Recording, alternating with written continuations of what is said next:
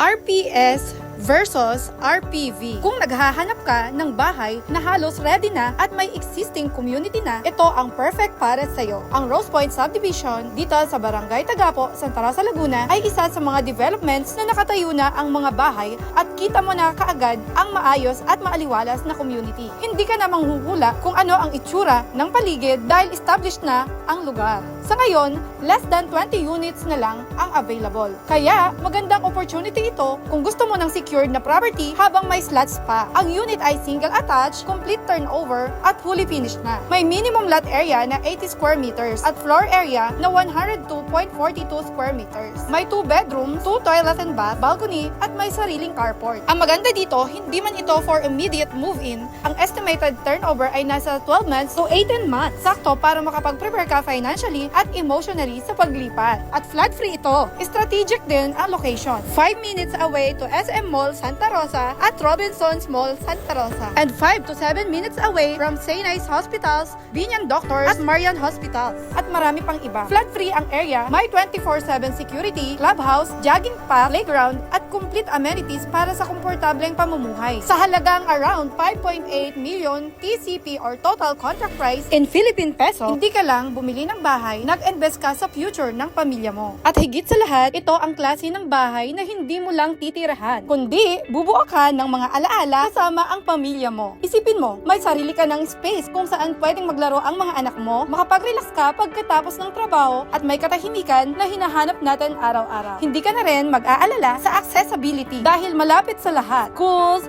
hospitals, malls at major roads. Ibig sabihin, mas madali ang buhay, mas less ang stress sa biyahe, at mas marami kang oras para sa pamilya mo. At syempre, dumako naman tayo dito sa RPV or Rose Point Village. Under pa rin ito ng same developer, ang CRC Realty Development Corporation. At syempre, same lang din naman sila ng Barangay Tagapo, Santa Rosa, Laguna. Kung alam niyo po ang Rosa Floor, dun po tayo dadaan papunta naman sa RPV. At kung ikaw ay nag-iisip ng mas maagang investment, ito ang para sa iyo. Ang Rose Point Village ay isang pre-selling project na soon to open pa lang dito sa Santa Rosa, Laguna. Ibig sabihin, mas maaga kang makakapasok, mas mababa ang presyo kumpara sa future value neto. Sa ngayon, wala pang final computation at wala pang exact turnover timeline na inilalabas ang developer. Pero ongoing na ang pagtanggap ng Letter of Intent or LOI para sa mga gustong makakuha ng slot. Ang maganda sa pre-selling, habang ginagawa pa lang ang project, tumataas na ang value ng property mo. So, habang naghihintay ka, kumikita na rin ang investment mo. Perfect ito para sa may mga gross monthly income na 100,000 pataas na gustong mag-invest habang maaga pa. Kung hindi ka nagmamadali, lumipat at ang goal mo ay long-term investment, mas advanced ang pre-selling dahil mas flexible ang payment at mas mataas ang potential na return. Sa madaling salita, ang Rose Point Village ay para sa mga taong marunong tumingin sa future at gustong mauna sa opportunity bago pa ito maging fully developed community. At syempre, magandang opportunity ito para sa mga naghahanap ng secure, quality at accessible na house and lot